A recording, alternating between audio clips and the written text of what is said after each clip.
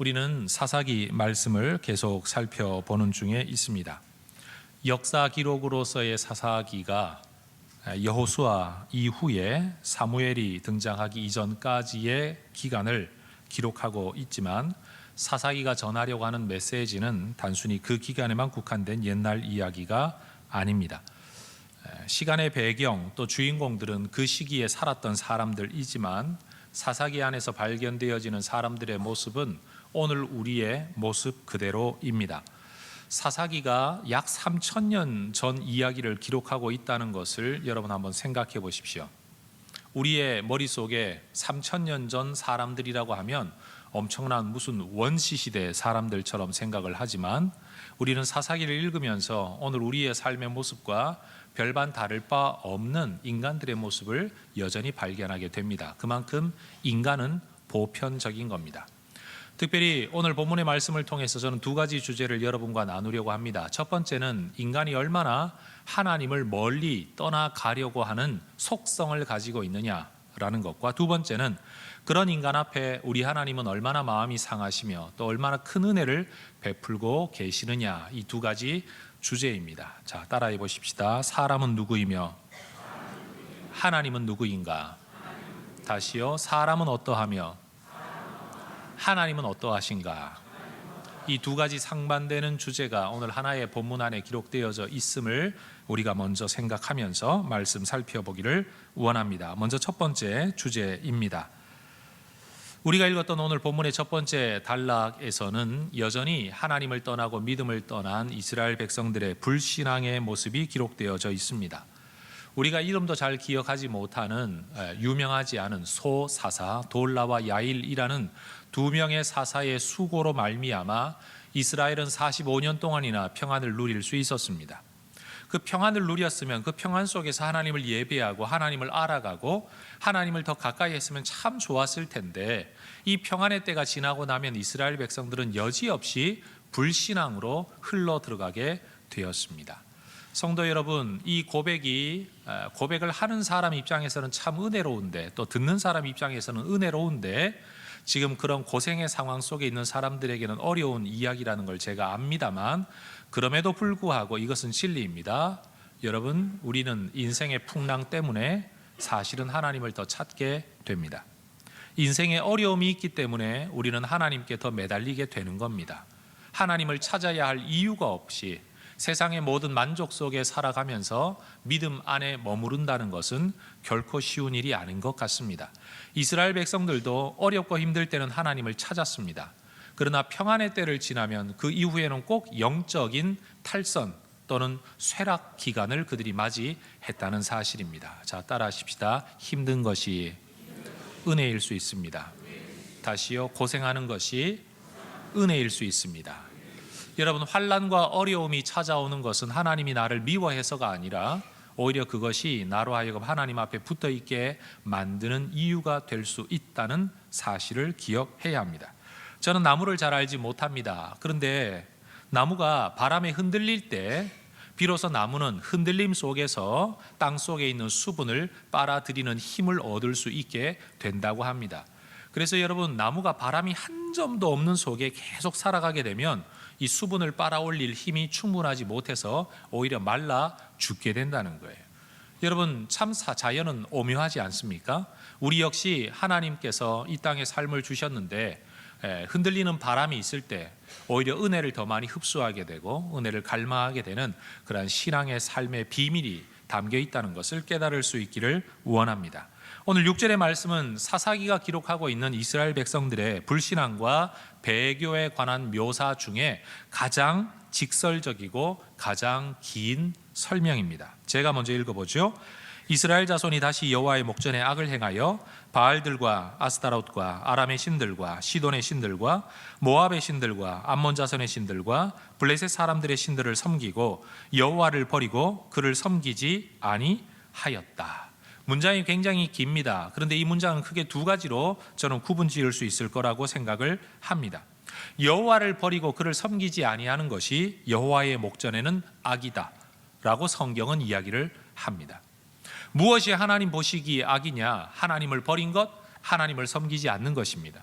윤리적으로 도덕적이지 않게 사는 것을 말하는 게 아니라 하나님을 버리고 하나님의 뜻대로 섬기지 아니하는 것, 그게 하나님 보시기에는 악이라는 겁니다. 이러한 악을 이스라엘 백성들은 어떻게 행했느냐? 하나님을 버리고 가나안 주변의 7개 민족들이 섬기는 신들을 다 섬겼다라고 말을 합니다. 마치 오늘 본문의 이야기를 읽어보면 가나안 지역에서 만날 수 있는 모든 이방 신들의 명단의 종합 세트와 같습니다. 여러분, 성경이 이렇게 낱낱이 한 사람 한 사람, 다시 한 민족 한 민족의 신들의 이름을 기록하는 것은 보편적이지 않습니다. 대부분 사사기에서는 그저 바알과 아스타롯을 섬겼다라고 하나의 전체를 대표할 수 있을 만한 신들의 이름을 하나 둘만 언급하는데, 오늘 본문은 낱낱이 세밀하게 기록하고 있다는 것이 본문의 특징 중에 하나입니다. 여러분, 하나님을 떠나면 하나님 없이 인생들은 살아갈 것 같은데 희한하게도 사람들은 꼭 신을 찾습니다. 전 세계 어떤 민족, 어떤 부족, 어떤 시대였든지 신이 없는 시대는 존재하지 않았습니다. 여러분, 종교라는 것이 무슨 문화의 산물, 교육의 산물이라고 사람들은 말을 하지만 실제로 인간은 그렇지 않습니다. 하나님이 인간을 만드실 때 흙으로 만드시고 난 다음에 하나님의 생기를 불어넣어 생명이 되게 하셨죠.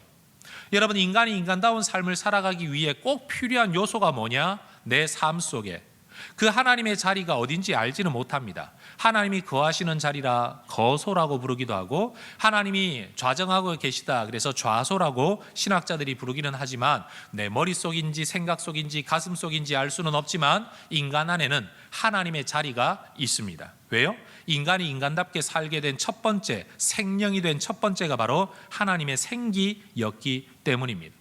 인간들은 어떤 형태로든지 이 자리를 채우려고 합니다. 우상으로 채우고 돈으로 채우고 쾌락으로도 채우고 인간관계 안에서도 이 자리를 채우려고 합니다. 그러나 원래 하나님에 의하여서만 채워졌던 자리이기 때문에 하나님이 아닌 그 어떤 것으로 채우면 마치 퍼즐 조각이 맞춰 들어가지 않는 것처럼, 아니면 맞지 않는 볼트와 너트처럼 삐걱거리기 시작합니다. 그래서 신을 섬기기는 섬기는데 알 수 없는 두려움과 알 수 없는 불안함과 알 수 없는 불만족이 사람들 속에 있는 겁니다. 참 하나님만으로 채워질 수 있는 그 자리가 우리 안에 있다는 것이죠. 이스라엘 백성들은 하나님을 떠나면 하나님 없이 사는 게 아니라 하나님을 떠나놓고는 그 빈자리에 우상으로 채우려고 했다는 겁니다. 오늘 많은 사람들도 바로 이렇게 무언가로 자기의 내면을 채우려고 하지만 영원히 채워지지 않는 삶을 살아갑니다. 하나님을 버린 인생은 소금물로 갈증을 채우려는 것과 같은 그런 사람들과 같아서 끊임없이 만족을 추구하지만 끊임없는 불만족 속에 살아갑니다. 철학자들은 이러한 인간의 모습을 놓고 인간의 실존의 주제를 가지고, 또는 인간 소외라는 주제를 가지고 인생을 논합니다. 철학자들이 그렇게 논하고는 있지만 성경은 이미 수천 년 전에 벌써 인간의 존재에 대하여 이런 이야기를 들려주고 있다는 겁니다. 따라하십시다. 우리 안에는 하나님만이 채우실 수 있는 자리가 있습니다. 여러분, 이것은 어떤 것으로도 채워질 수 없다는 겁니다. 이스라엘 백성들은 하나님을 섬기다가 또 다른 것에 만족을 추구하였지만 그들은 여전히 채울 수가 없었습니다. 여러분, 채우지 못할 뿐만 아니라 그들의 삶에는 엄청난 고난이 찾아옵니다. 7절 이하죠. 여호와께서 이스라엘에게 진노하사 블레셋 사람들의 손과 암몬 자손의 손에 그들을 파셨다. 여러분, 하나님이 진노하셨답니다. 이 구절은 단순히 하나님이 화내셨다라고만 언급할 수는 없습니다. 우리가 성경상에 하나님이 진노하셨다라는 표현을 쓸 때마다 우리는 자기 마음에 들지 않으면 짜증을 내는 우리의 부모님의 모습을 연상할 때가 많습니다. 그러나 하나님이 진노하셨다는 말씀은 그런 의미가 아닙니다. 하나님이 진노하셨다는 말씀은 마치 여기에 물잔 안에 들어있는 어떤 물처럼 무엇인가를 넣고 휘저었을 때에 물이 소용돌이치는 것처럼 하나님의 마음, 하나님의 내면이 우리로 말미암아 휘저어졌다는 뜻입니다. 여러분, 우리는 생각할 때 하나님은 절대 평정심을 가지고 살아가는 분이라고 생각을 하죠. 마치 어떤 물체처럼 말이에요. 그러나 우리 하나님은 기계가 아니라 인격이십니다.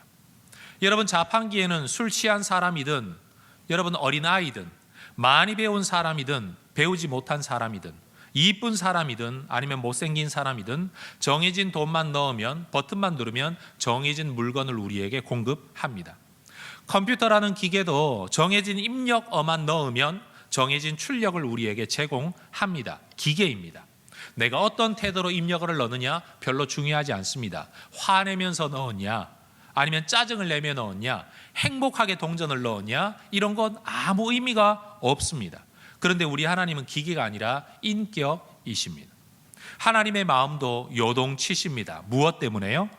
우리 때문에요. 하나님의 백성들 때문에 우리 하나님의 마음도 요동치신다는 겁니다. 이것을 성경은 진노하셨다라고 말씀하고 있습니다. 하나님은 파시오이라, 하나님 마음에 들지 않으면 무조건 화를 내시는, 여러분 성경을 그렇게 해석하기 시작하면 우리의 머릿속에 있는 하나님은 절대 권력자이실 수는 있지만 사랑의 하나님 또는 배려의 하나님으로 인식되어지지는 못합니다. 특별히 어려서부터 절대 권력을 휘두르는 아버지 밑에 자라났던 경험을 가지고 계신 분들일수록 하나님 아버지라고 부르는 그 순간 여러분의 마음속에 떠오르는 하나님 상이 여러분 죄성으로 가득 차 자기 뜻대로 살았던, 뭔가 좀 어긋난 인격을 가지고 있었던 아버지의 모습이 연상된다면 그것은 분명 우리가 성경을 잘못 오해하고 있는 것이라는 사실이죠. 여러분, 인생이라는 것이 물결 위에 메어둔 배 같아서 이 줄이 끊어지면 사람은 물결 따라 흘러 떠내려갈 수밖에 없습니다. 그러고는 그 마지막은 영원한 죽음이죠. 우리가 흔히 말하는 지옥입니다. 아무리 머물고 싶어도 머물 수가 없고 거스르고 싶어도 거스를 힘이 없는 게 물결 따라 떠내려가는 인간의 모습입니다. 시대의 사조에 흘러 떠내려가고 인간의 욕망을 따라 흘러 떠내려 간다는 거죠. 그것은 교육의 정도하고 비례하지 않습니다. 사람이 죄인이라는 말을 누가 듣기 좋아하겠습니까? 그러나 여러분, 분명 사람은 연약한 죄 가운데 살아가는 존재입니다. 여러분, 우리가 하나님의 은혜의 줄로, 믿음의 줄로 묶여 있다면 비록 세상 흐름 때문에 요동치기는 하겠지만 그래도 떠내려가지는 않습니다.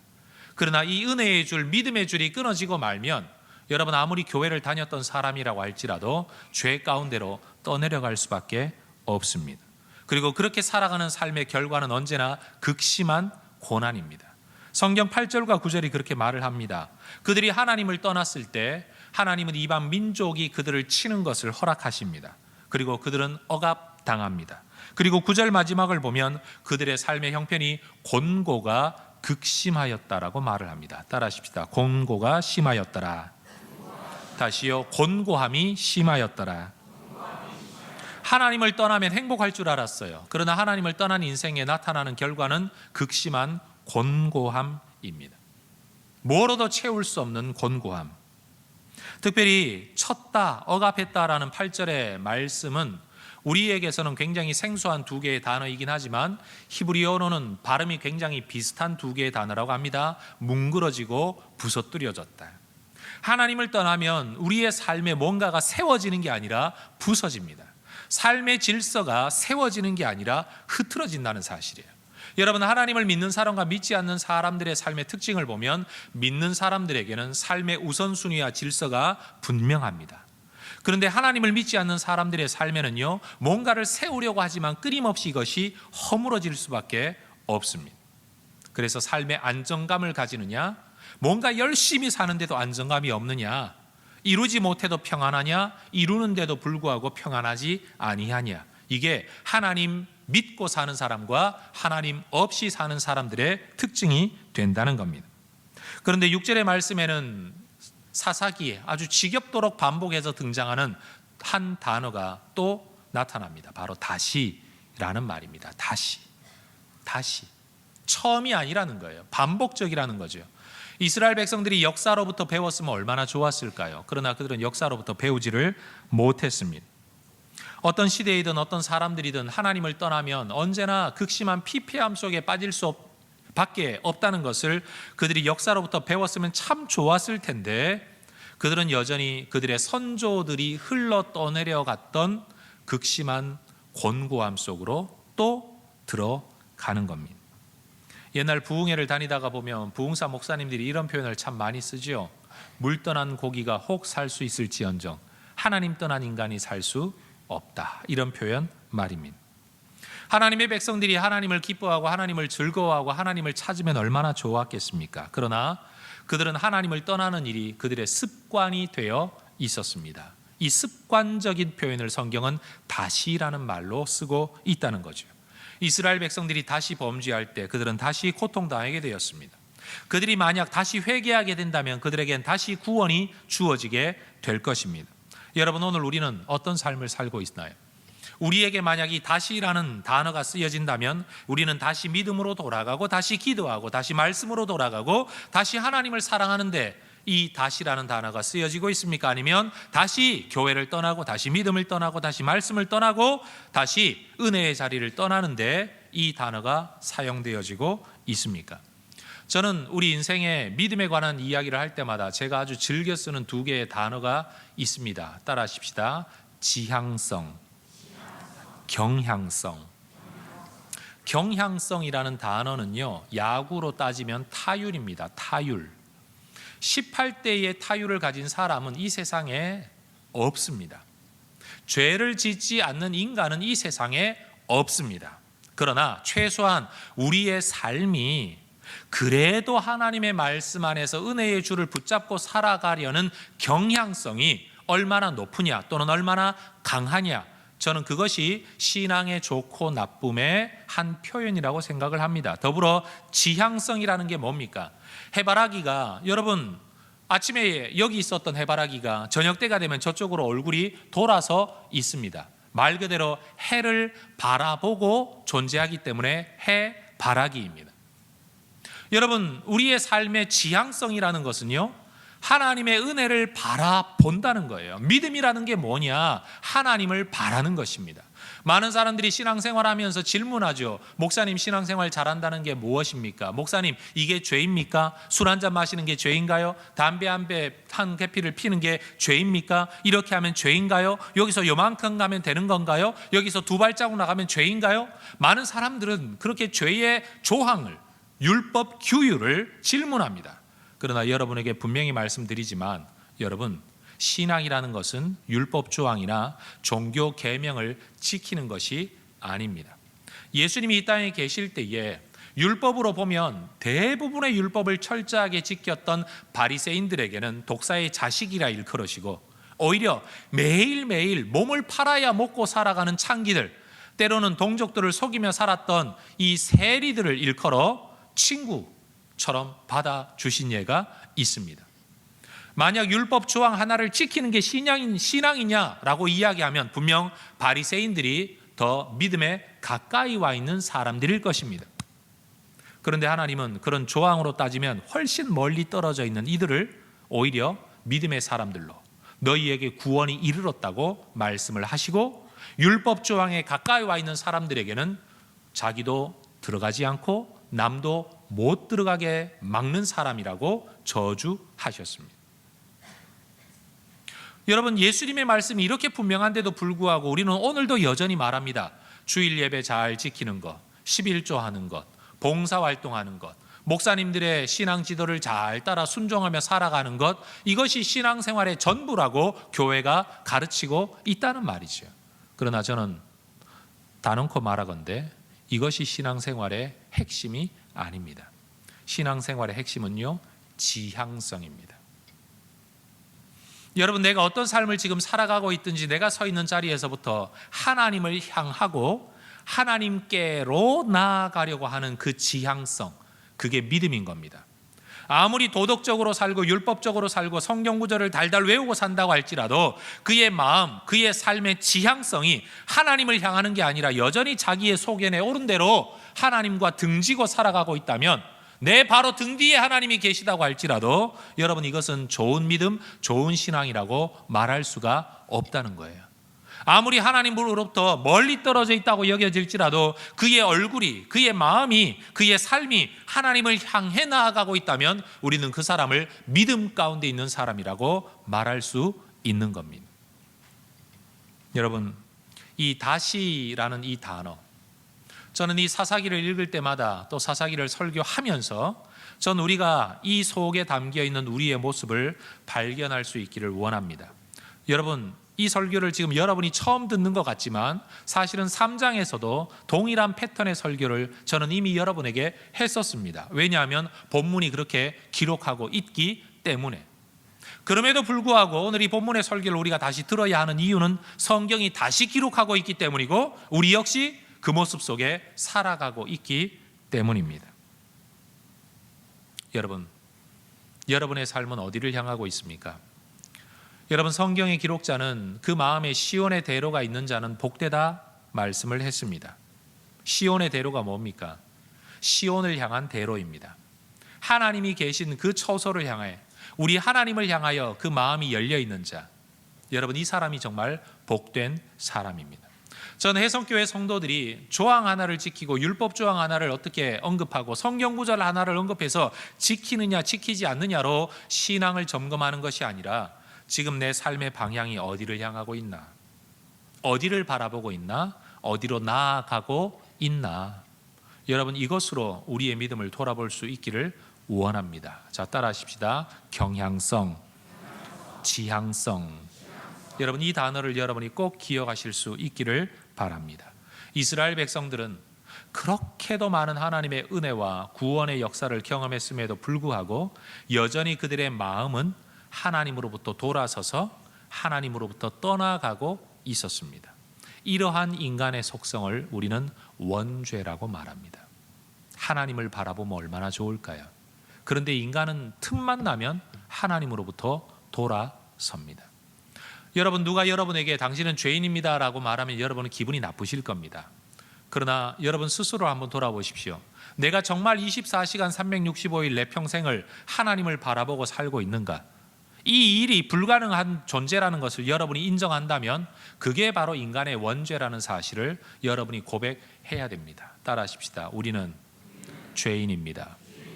기회만 나면, 틈만 있으면 하나님께로 나도 모르게 돌아서 있는 내 자신을 발견하게 되는 죄인. 다시 말해 흘러 떠내려가는 냇물 위에 떠 있는 낙엽 같아서 내가 아무리 붙들러 매 있고 싶지만, 머물고 싶지만 물결 따라 떠내려가는 연약한 낙엽처럼 내가 믿음대로 살고 싶고 은혜 안에 살고 싶고 정말 멋지게 살고 싶지만 자기도 모르게 죄성 방향으로 흘러 떠내려가고 있고 하나님으로부터 돌아서고 있는 존재, 그게 바로 저와 여러분이라는 겁니다. 여러분, 그래서 교회 나와서 우리가 죄인입니다 라고 말할 때마다 내가 무슨 짓을 했길래? 라고 질문하는 것은 성경을 잘 몰라서 그런 거고요. 내 존재, 내 방향성, 내 마음의 지향성이 하나님께로 향해야 된다는 걸 알면서도 매 순간 그것을 까먹고 잊어먹고 잃어버리고 돌아서 있는 자신을 발견할 때마다 우리는 성경의 인물들처럼 고백하게 되는 거죠. 주님, 나는 어쩔 수 없는 죄인입니다. 눈물로도 안 되고 능으로도 안 되고 힘으로도 안 되는 나는 죄인입니다. 여러분, 이것이 성경이 우리 안에 묘사하고 있는 인간의 참 모습입니다. 그럼 두 번째 주제죠. 이렇게 정말로 구제불능의 인간의 모습 이면에 우리 하나님이 어떤 모습이신지를 성경은 설명을 합니다. 이스라엘 백성들은 극심한 곤고함 속에서야 뒤늦게 비로소 하나님을 구하고 찾습니다. 10절 보십시오. 이스라엘 자손이 여호와께 부르짖어 이르되 우리가 우리 하나님을 버리고 바알들을 섬김으로 주께 범죄하였나이다. 따라하십시다. 여호와께 부르짖어. 여러분, 사사기 9장까지는 하나님이 여호와께 부르짖어라는 구절이 등장하기만 하면 곧바로 그 다음에 하나님이 구원하셨더라라는 표현이 등장합니다. 그런데 희한하게 10장에 들어와서는 여호와께 부르짖었음에도 불구하고 하나님의 구원의 표현이 등장하지를 않습니다. 오히려 이렇게 부르짖는 하나님의 백성들을 향한 하나님의 반응이 굉장히 냉소적입니다. 차갑습니다. 11절을 보십시오. 여호와께서 이스라엘 자손에게 이르시되 내가 애굽 사람과 아모리 사람과 암몬 자손과 블레셋 사람에게서 너희를 구원하지 아니하였느냐? 또 시돈 사람과 아말렉 사람과 마온 사람이 너희를 압제할 때에 너희가 내게 부르짖음으로 내가 너희를 그들의 손에서 구원하였다. 구원하였다. 구원하였다. 어디로부터요? 이방 민족으로부터. 그런데 성경을 연구하는 학자들은 이 부분에서 우리 하나님의 이 성경 기록의 특별한 한 모습을 발견합니다. 그건 뭐냐? 6절에서 이스라엘 주변을 감싸고 있었던 7 종족의 신들의 이름을 나열했던 성경의 기록자는 이 11절과 12절에서 하나님께서 이스라엘 주변의 7 종족으로부터 구원하셨었다는 사실을 언급합니다. 요즘 젊은 애들이 잘 쓰는 표현을 제가 여러분에게 사용할 텐데, 제가 이 단어를 쓸 때마다 여러분이 그냥 웃으시더라고요. 근데 저는 여러분을 웃기기 위해 이 단어를 사용하는 게 아니라 하나님의 성품의 한 표현을 여러분에게 머릿속에 남기기 위함입니다. 자, 따라하십시다. 뒤끝 장렬. 다시요. 뒤끝 장렬. 어르신들은 이 표현이 뭔지 잘 모르시겠지만 젊은이들은 뒤끝 장렬이라는 말을 쓸 때 어떤 한 사람이 옛날에 있었던 일, 있었던 말 하나도 까먹지 않고 한참 시간이 흐른 다음에서야 그 이야기를 끄집어내어 나를 회상시켜 줄 때 말 그대로 뒤끝 있는 사람. 그런데 우리 하나님께서 어떤 하나님이시냐? 이스라엘 백성들이 하나님을 떠나 주변의 7 족속의 신들을 섬길 때 하나님이 그들을 향해 말씀하시기를 내가 너희들을 너희 주변의 7 종족으로부터 구원하지 않았었냐. 심지어 우리 예수님 말씀하시기를 너희가 세상 마지막 날 무슨 무익한 말을 이 땅에서 했든지 그 말에 대해서도 심판을 받게 되리라. 우리 하나님은요 정말 하나도 잊어먹지 않으십니다. 긍정적이든 부정적이든 우리의 삶의 모든 것들을 살피시는 하나님, 그리고 거기에 따라 갚으시는 하나님이세요. 그리고 이 7이라는 표현 자체가 여러분 단순히 7개만을 의미하는 건 아닙니다. 여러분 세상의 모든 방향 또는 모든 곳으로 라는 의미도 있죠. 귀신이 7군데로 도망갔다라고 말하는 것은 뿔뿔이 흩어져 도망갔다라는 신약의 표현인 것처럼 오늘 이 본문 속에서도 하나님께서 이스라엘 민족들이 주변의 7 종족의 신을 섬겼다는 것은 하나님을 떠나 다 자기 속에 옳은 대로의 신을 찾아 섬겼다는 의미예요. 그리고 하나님이 주변의 7 종족으로부터 구원했다는 것은 7 종족에게서만 구원한 게 아니라 세상의 모든 억압으로부터 너희를 건져내었다. 완전한 구원을 표현하고 있다는 것입니다. 하나님은 이스라엘 백성들을 그렇게 구원하셨습니다. 부르짖는 이스라엘 백성들에게서 우리 하나님은 진실함과 의로움을 지키셨다는 말입니다. 그러나 이런 하나님 앞에 이스라엘 백성들은 진실함과 의로움을 지키지 않았습니다. 하나님 앞에서 진실함과 의로움을 무시하는 이스라엘 백성들을 우리 하나님 구원하기를 거절하시는 겁니다. 13절을 보십시오. 너희가 나를 버리고 다른 신들을 섬기니 그러므로 내가 다시는 너희를 구원하지 아니하리라. 따라하십시다. 내가 다시는 너희를 구원하지 아니하리라. 하나님이 얼마나 마음이 상하셨으면 이전에는 부르짖기만 해도 즉각 구원하셨는데 이제는 부르짖는 백성들을 향해 내가 다시는 너희를 구원하지 않겠다 말씀하고 계신 겁니다. 하나님의 마음이 너무 상하신 거예요. 더군다나 여러분 14절의 표현을 한번 보십시오. 하나님이 얼마나 마음이 상하셨던지 인간의 표현으로 이렇게 말씀하십니다. 가서 너희가 택한 신들에게 부르짖어 너희의 환난 때에 그들이 너희를 구원하게 하라. 저는 이 구절을 읽으면서 마치 무슨 삼류 드라마에 나오는 한 장면이 연상되어졌어요. 목사가 참 경건하지 못하죠. 성경 읽으면서 삼류 드라마를 연상하니까 말이에요. 그런데 어떤 모습인가 하면 이런 거예요. 한 장면은 아닙니다. 한 스토리예요. 젊어서 아내를 버리고 말 그대로 조강지처를 버리고 돈 들고 건강함 들고 이 여자 저 여자 쫓아다니고 뒤따라다니고 2집 살림, 3집 살림, 몇 집 살림 하던 어떤 남자가 나이가 들어가지고 돈 다 떨어지고 건강 다 떨어지고 그래서 그거 바라보고 붙었던 여자들한테 다 내어 쫓김을 당해가지고 빈털터리로 아주 초라한 행색을 가지고 그래도 돌아올 것이 조강지처밖에 없다. 그리고 그 집 문 열고 돌아올 때에 아내들이 뭐라고 말하죠? 그렇게 좋아하는 그 여자들한테나 가서나 살지 뭐 하다가 이제 기어 들어오냐고. 그렇게 좋으면 거기 가서 살지 거기 가서 죽지. 여러분 머릿속에 그림이 하나 그려지십니까? 우리 하나님이 지금 얼마나 마음이 상하시고 얼마나 낙심되시고 얼마나 상처를 받으셨는지 지금 이스라엘 백성들에게 말씀을 하시는 거예요. 가서 너희가 택한 신들에게 부르짖어라. 너희의 환난 때에 너희를 구원하라고 그래봐라.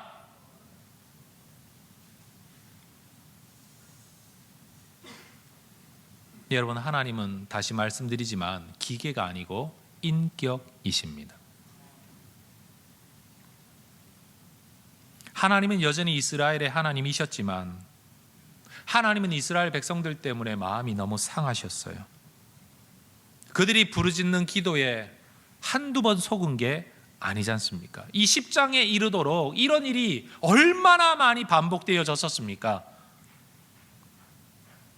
때때로 우리 가정생활을 보면 남편이 아내에 대해서, 때로는 아내가 남편에 대해서, 부모가 자식, 자식이 부모에 대해서 이런 일들을 할 때가 있죠. 우리 아빠는 원래 그래. 우리 엄마는 그냥 떠들고 막 잔소리하지만 그냥 며칠 지나면 괜찮아. 아이들이 부모를 존중하지 않습니다. 마음 상해서 잔소리하는 엄마의 마음을 배려하는 게 아니라 엄마는 원래 그런 사람. 나쁜 짓 하고 돌아다니는 남편이 아내에게 대해 말합니다. 밖에서 말하기를, 야, 우리 마누라 걱정할 거 없어. 그 마누라 그냥 땡땡거리지만 돈 몇 푼 쥐어주면 또 그냥 괜찮아져. 여러분, 누군가가 오래 참는 것이 누군가에게는 악용될 일들이 있지요. 이런 태도를 가지고 살아가는 사람들을 볼 때마다 우리는 정말 못된 사람이다라고 말을 합니다. 그런데 우리가 하나님 앞에 그렇게 살아간다는 겁니다. 로마서 2장 4절에서 6절에 이런 구절이 있습니다. 혹 네가 하나님의 인자하심이 너를 인도하여 회개하게 하심을 알지 못하여 그의 인자하심과 용납하심과 길이 참으심의 풍성함을 멸시하느냐. 다만 내 고집과 회개치 아니한 마음을 따라 진노의 날 곧 하나님의 의로우신 심판이 나타나는 그날에 임할 진노를 네가 지금 쌓고 있다는 거 알고 있느냐. 하나님께서는 각 사람에게 그 행한 대로 보응하신다는 것을 알고 있느냐.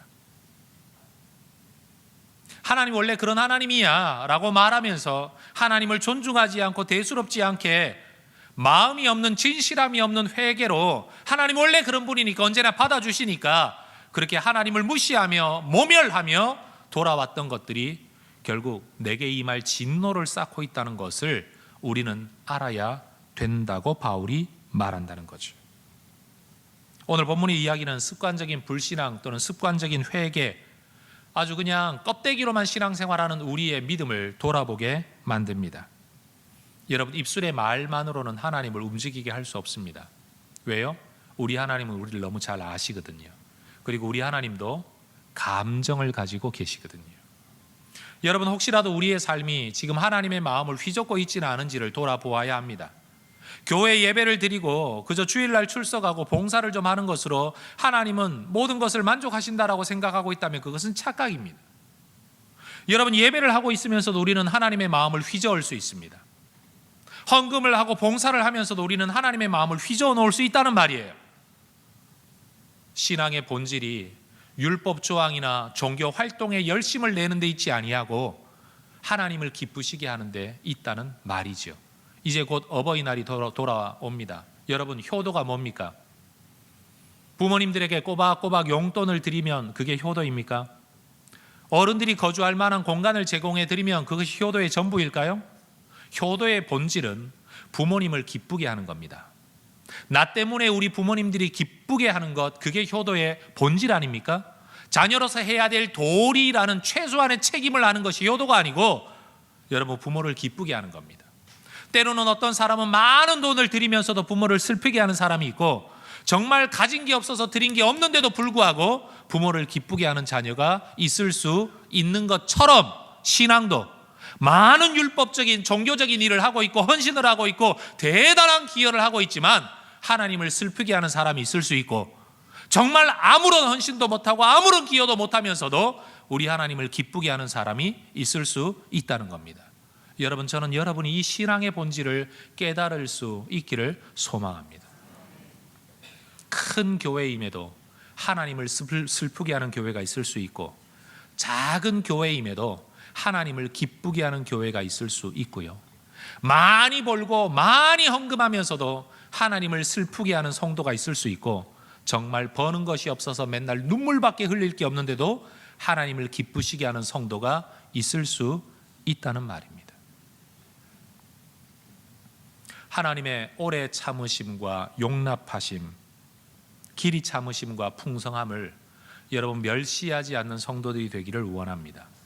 우리 하나님께서 이렇게 이스라엘 백성들의 부르짖음 앞에 나 다시는 너희를 구원하기 싫다라고 말씀하신 이유가 뭘까요? 부르짖음이라는 기도의 동전을 넣기만 하면 구원이라는 음료수를 빼주는 자판기가 하나님이 아니시기 때문입니다.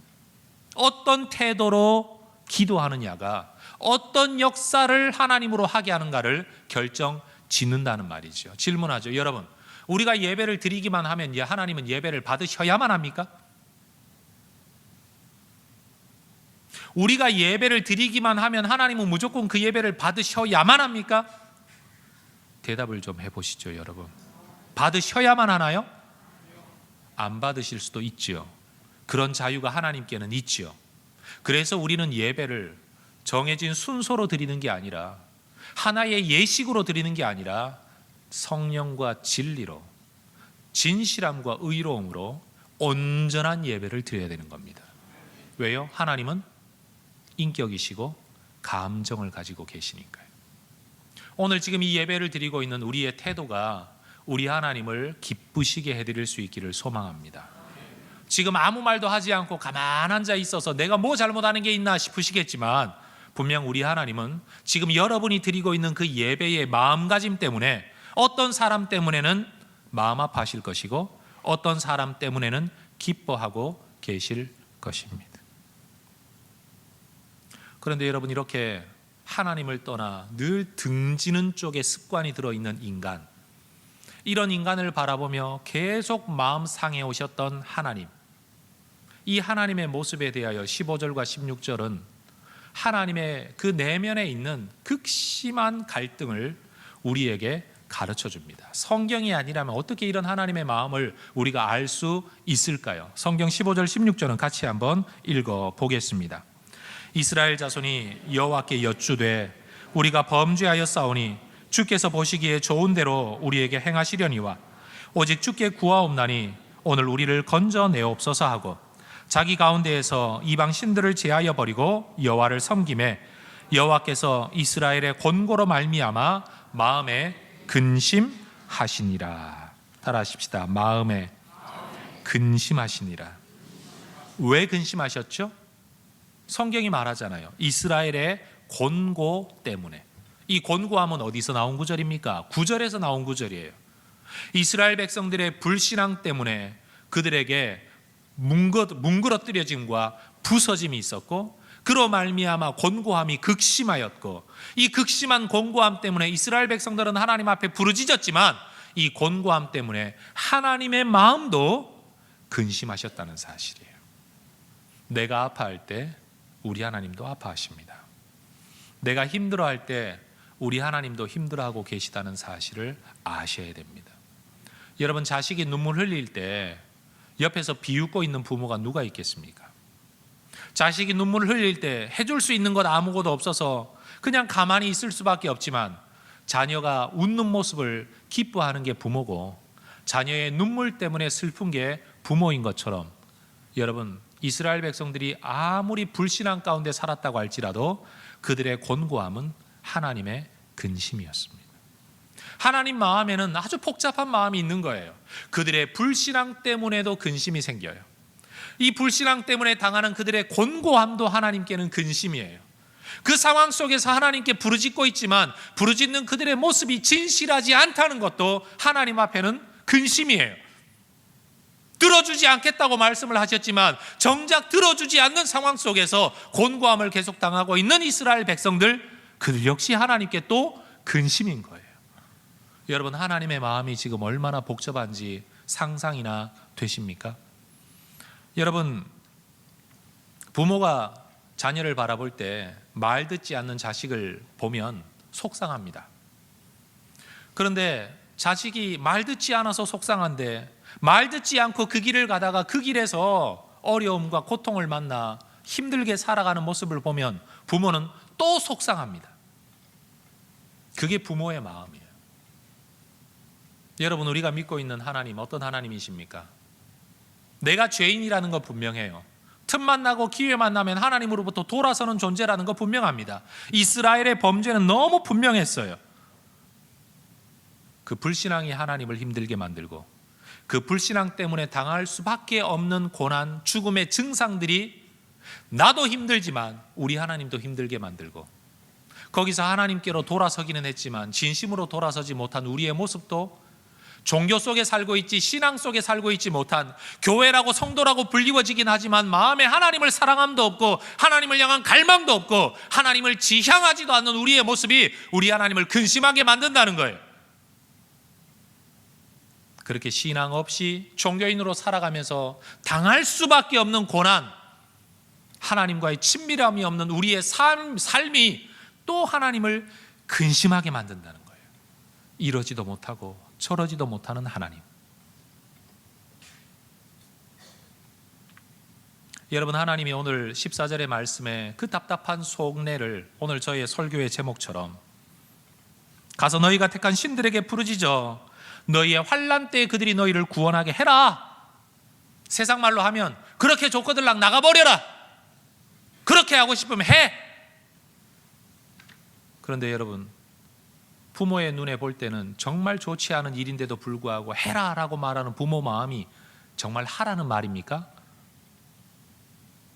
그걸 또 부모가 하라 그랬다고 하는 자식들을 보면 진짜 속 없는 자식 아닙니까? 지금 하나님이 말씀하시기를 가서 너희가 택한 신들에게 부르짖어 너희의 환난 때에 그들이 구원하게 해라. 여러분, 그런다고 그 신들이 정말 구원할 수 있습니까?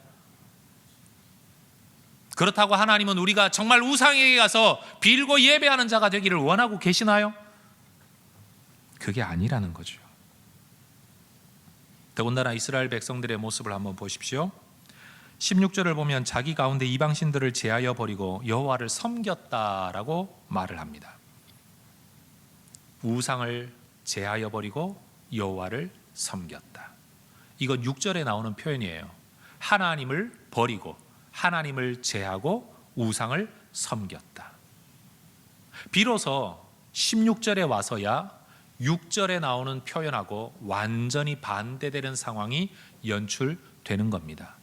그리고 이 상황은 어느 한순간 하나님 앞에 예배하고 기도하는 게 아니고 상당한 시간이 전제되어져 있습니다. 예를 들면 공부하지 않는 자식이 있는데 어느 날 갑자기 나 공부해야 되겠어요. 그리고 책상에 딱 가서 앉았는데 앉자마자 부모가 말하기를 아이고 내 아이가 마음을 돌이켰구나. 내 아이가 공부하고 있구나.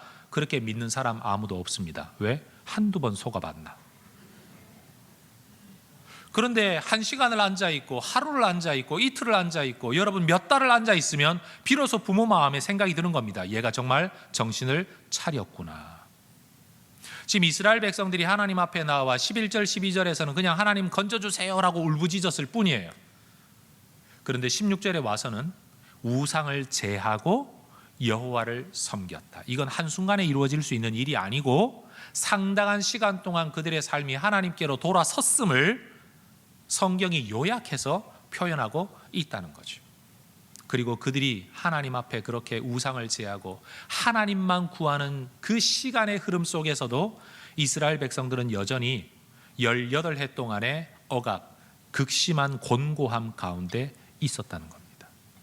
한쪽으로는 곤고함 속에서 한쪽으로는 하나님을 구하는 이스라엘 백성들, 이 모습을 보는 하나님의 마음이 또 근심이 되었다는 겁니다. 마치 공부하는 자식이 공부는 하는데 성적은 하나도 오르지 않고 공부 좀 하면 성적이 나와야 해도 재미가 날 텐데 성적은 더 떨어지고 오히려 공부하는 마음마저도 잃어버릴까 봐 근심하는 부모의 마음처럼 불신앙 속에 당하는 고통, 그 안에 하나님을 구하는데 하나님을 구하는 이 마음마저 또 잃어버릴까 봐 우리 하나님 근심하세요.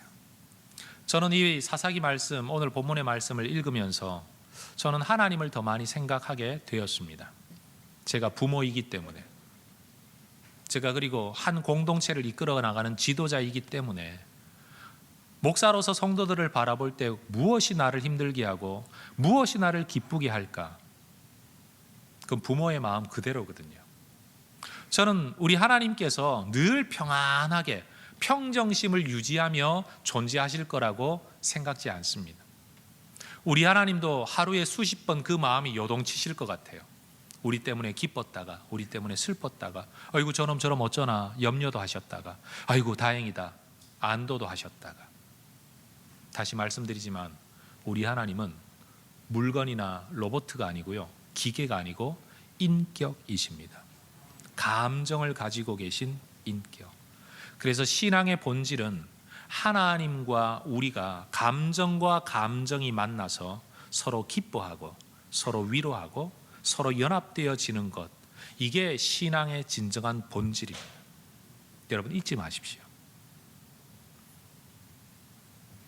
성도 여러분, 저는 오늘 우리 하나님께서 14절에 말하는 것처럼 그들에게나 가서 구해봐라 라는 이 요구 앞에서 저는 예수님의 말씀이 생각이 났습니다. 왜요? 세상의 그 무엇도 내가 구해야 될 대상은 없으니까요. 예수님 말씀하셨죠. 요한복음 14장 6절에 내가 곧 길이요 진리요 생명이니 나로 말미암지 않고는 아버지께로 올 자가 없느니라. 하나님의 은혜를 누릴 수 있는 길이 예수 외에는 없습니다. 아마 주님 오늘 우리에게도 이렇게 말씀하실 겁니다. 예수 말고도 구원의 길이 있다고? 그러면 한번 가서 구원 받아봐. 속상하셔서 그렇게 외치실 거예요. 그러나 우리는 압니다. 예수님의 말씀을. 예수 외에는 아버지께로 올 자가 없느니라. 예수 외에는 구원의 길이 없느니라. 마태복음 11장 28절에도 주님 말씀하셨습니다. 수고하고 무거운 짐진 자들아 다 내게로 오라. 내가 너희를 쉬게 하리라. 너희가 택했던 신들이 너희를 쉬게 할 게 아니고 내가 너희를 쉬게 할 것이다. 그래서 예수님 오늘 본문 속에서 하나님이 말씀하시기를 너희가 택한 신들에게 부르짖어 보아라.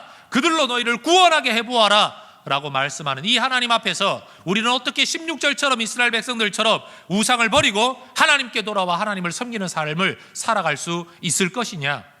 성경의 인물들은 이런 상황이 될 때마다 하나님 앞에 기도했습니다. 역대상 17장 20절 여호와여 우리가 귀로 들은 대로는 주와 같은 이가 없고 주 외에는 하나님이 없나이다.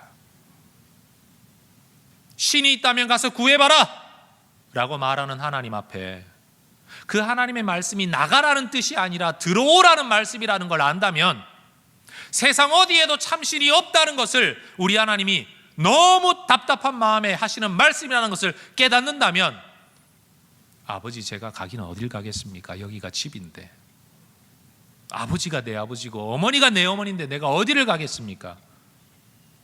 그렇게 고백하는 것처럼 주 외에는 하나님이 없나이다. 여러분 이 고백을 들고 하나님 앞에 엎드리는 것, 이게 바로 우리의 믿음이어야 되지 않겠습니까? 더불어 시편의 저자도 같은 고백을 합니다. 18편 31절에 여호와 외에 누가 하나님이며 우리 하나님 외에 누가 반석이냐. 누가 내 삶의 안정을 가져다 줄 수 있냐. 누가 과연 나의 구원자이냐. 누가 과연 나의 보혜사이냐. 누가 과연 나의 상담자가 될 것이며 인도자가 될 것이냐. 누가 나의 억울함을 갚아줄 것이며 누가 나를 이 땅과 내세에 영원한 생명을 주실 것이냐. 하나님 외에는 없습니다. 여러분 이 고백을 들고 주님 앞에 나아갈 수 있기를 축복합니다. 살다가 보면 삼진아웃 당할 수 있습니다. 살다가 보면 여러분 플라이아웃 당할 수도 있습니다. 열심히 하려고 했는데 나름대로는 맞다고 생각하고 결정했는데 알고 보니까 주님으로부터 떠나고 있는 자신을 발견할 수도 있습니다. 이만하면 괜찮을 거라고, 이 정도 해도 믿음 잃어버리지 않을 거라고 생각하고 열심으로 사업에 몰두하고 일에 몰두하고 연애에 몰두하고 자식에 몰두하고 살았는데 어느 날 눈을 딱 떠보니까 내가 하나님으로부터 너무 멀리 떠나와 있음을 발견할 수도 있습니다. 하나님으로부터 떠나려고 떠난 건 아닌데 그렇게 떠나 있는 자신을 발견할 수 있다는 거죠. 그때 우리는 주님께로 돌아와야 합니다. 하나님, 내가 주님께로 향합니다. 여전히 나는 죄인이군요. 내가 하나님을 떠나고 싶어서 떠난 건 아닌데도 나는 떠나 있네요. 이게 인간의 죄성인가 봅니다. 이렇게 힘으로도 능으로도 할 수 없는 존재라 아버지께서 아들까지 보내지 않으셨습니까? 내가 그 예수 이름을 붙들고 한 분이신 하나님께로 내가 돌아옵니다. 지난번에는 삼진을 당했지만 하나님 또 주님께로 옵니다. 여러분, 저는 우리의 신앙이 이렇게 되기를 소망합니다. 열심 있는 종교인이 되기를 원하는 게 아니고 어떤 상황에서든지 우리의 마음의 방향을 하나님께로 돌이켜 하나님을 바라보고 하나님께로 나아가고 주님의 마음을 헤아리려고 하고 주님이 나 때문에 기쁘시면 좋겠다라는 소박한 마음 속에서 말 한마디를 해도 그걸 생각하고 말을 하고 일 하나를 해도 그걸 생각하고 일하는 사람, 이게 죄야 아니야? 이걸 따지는 사람은요 종교인이고, 하나님의 마음을 따지는 사람이 신앙인이에요. 누가 정말 영성이 있는 사람, 누가 정말 성령 충만한 사람이냐? 능력과 은사를 발휘하는 사람이 아니고 하나님의 마음을 헤아리는 사람이 성령 충만한 사람이에요. 아버지의 영이 아니고서야 아버지의 마음을 누가 통달하겠냐? 그 하나님의 마음을 헤아릴 줄 아는 사람, 그 마음이 바로 성령 충만함의 증거라는 겁니다. 엉뚱한 데 가서 은사나 능력 찾지 말고 기적 찾지 말고 여러분 하나님의 마음을 구하시게 되기를 소망합니다. 전 우리 혜성교회 모든 성도들과 더불어 이 하나님을 섬기는 것 얼마나 감사한지요. 감사하지요? 행복하시지요? 여러분 이 하나님께로 여러분의 마음이 향하시기를 다시 한번 축복합니다. 기도하겠습니다.